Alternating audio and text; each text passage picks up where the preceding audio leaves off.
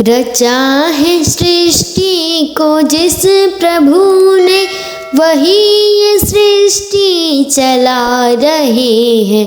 जो एकादशी व्रत किया था पहले, जो एकादशी व्रत किया था पहले, उसी का फल हम अब पा रहे हैं। श्री गणेशाय नमः। वक्रतुंड महाकाय सूर्यकोटि समप्रभ, निर्विघ्नं कुरु मे देव सर्वकार्येषु सर्वदा। इसका अर्थ है घुमावदार सूंड वाले विशाल शरीर काय, करोड़ सूर्य के समान विहान प्रतिभाशाली मेरे प्रभु हमेशा मेरे साथ कार्य बिना विघ्न के पूरे करने की कृपा करें।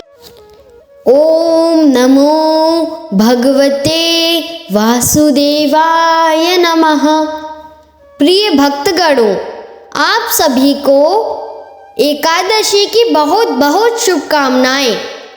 भगवान लक्ष्मी नारायण की कृपा आप सभी पर सदा सर्वदा बनी रहे। एक समय दालभ्य ऋषि ने पुलस्त्य ऋषि से पूछा कि हे महाराज, पृथ्वी लोक में मनुष्य ब्रह्म हत्या आदि महान पाप करते हैं, पराय धन की चोरी तथा दूसरों की उन्नति देखकर ईर्ष्या करते हैं, साथ ही अनेक प्रकार के व्यसनों में फंसे रहते हैं, फिर भी उनको नरक प्राप्त नहीं होता। इसका कारण क्या है? वे ना जाने कौन सा दान पुण्य करते हैं जिससे उनके पाप नष्ट हो जाते हैं। यह सब कृपा पूर्वक आप कहिए। पुलस्त्य मुनि कहने लगे कि हे महाभाग, आपने मुझसे अत्यंत गंभीर प्रश्न पूछा है, जिससे संसार के जीवों का अत्यंत भला होगा। इस वेद को ब्रह्मा, विष्णु, रुद्र तथा इंद्र आदि भी नहीं जानते, परंतु मैं आपको यह गुप्त तत्व बताऊंगा। उन्होंने कहा कि माघ मास लगते ही मनुष्य को स्नान आदि करके शुद्ध रहना चाहिए। इंद्रियों को वश में काम को क्रोध, लोभ, मोह, अहंकार, ईर्ष्या तथा द्वेष आदि का त्याग कर भगवान का स्मरण करना चाहिए।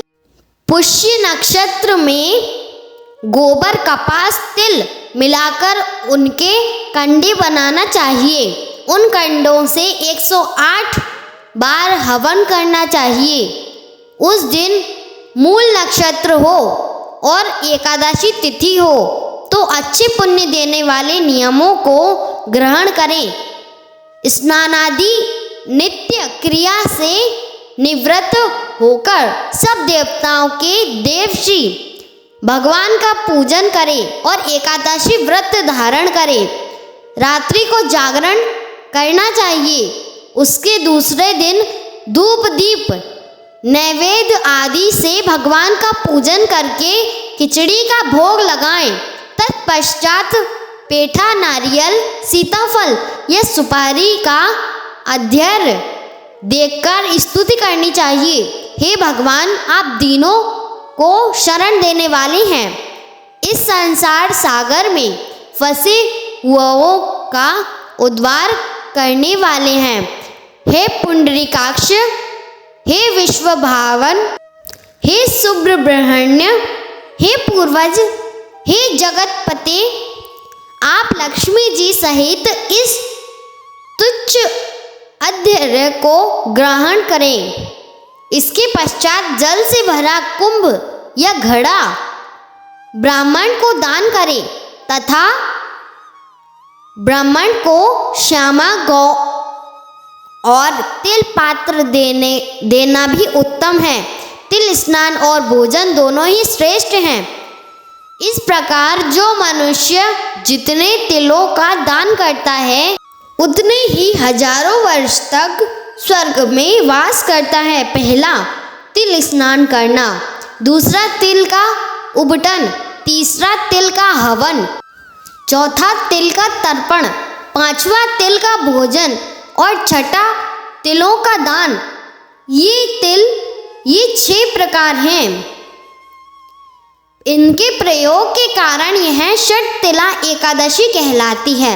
इस व्रत के करने से अनेक पाप नष्ट हो जाते हैं। इतना कहकर पुलस्त्य ऋषि कहने लगे कि अब मैं तुमसे इस एकादशी की कथा कहता हूँ।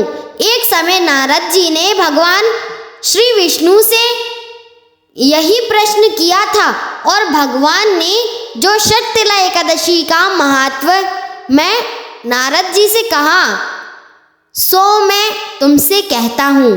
भगवान ने नारद जी से कहा कि हे नारद, मैं तुमसे सत्य घटना कहता हूँ, ध्यानपूर्वक सुनो। प्राचीन काल में मित्री लोक में एक ब्राह्मणी रहती थी। वह सदैव व्रत किया करती थी। एक समय वह मास तक व्रत करती रही। इसके शरीर अत्यंत दुर्बलभ हो गया। यद्यपि वह अत्यंत बुद्धिमान थी, तथापि उसने कभी देवताओं या ब्राह्मणों के निमित्त अन्न या धन का दान नहीं किया था। इससे मैंने सोचा कि ब्राह्मणी ने व्रत आदि से अपना शरीर शुद्ध कर लिया है, अब इसे विष्णु लोक तो मिला ही, परंतु इसने कभी अन्न का दान नहीं किया। इससे इसकी तृप्ति होना कठिन है। भगवान ने आगे कहा, ऐसा सोचकर मैं भिखारी के वेश में मृत्यु लोक में उस ब्राह्मणी के पास गया और उससे भिक्षा मांगी। वह ब्राह्मणी बोली, महाराज किस लिए आए हो? मैंने कहा, मुझे भिक्षा चाहिए। इस पर उसने एक मिट्टी का ढेला मेरे भिक्षा पाल में डाल दिया। मैं उसे लेकर स्वर्ग में लौट आया। कुछ दिन बाद ब्राह्मणी भी शरीर त्याग कर स्वर्ग में आ गई। उस ब्राह्मणी को मिट्टी का दान करने से स्वर्ग में सुंदर महल मिला, परंतु उसने अपने घर को अन्नादि सब सामग्रियों से शून्य पाया। घबराकर वह मेरे पास आई और कहने लगी कि भगवान, मैंने अनेक व्रत आदि से आपकी पूजन की, परंतु फिर भी मेरा घर अन्न आदि सब वस्तुओं से शून्य है। इसका कारण क्या है? इस पर मैंने कहा, पहले तुम अपने घर जाओ, देव स्त्रियां आएंगी तुम्हें देखने के लिए। पहले उनसे षट तिला एकादशी का पुण्य और विधि सुन लो, तब द्वार खोलना। मैंने ऐसे वचन सुनकर वह अपने घर गई। जब देव स्त्रियां आई और द्वार खोलने को कहा तो ब्राह्मणी बोली, आप मुझे देखने आई हैं तो षट तिला एकादशी का महत्व मुझसे कहो।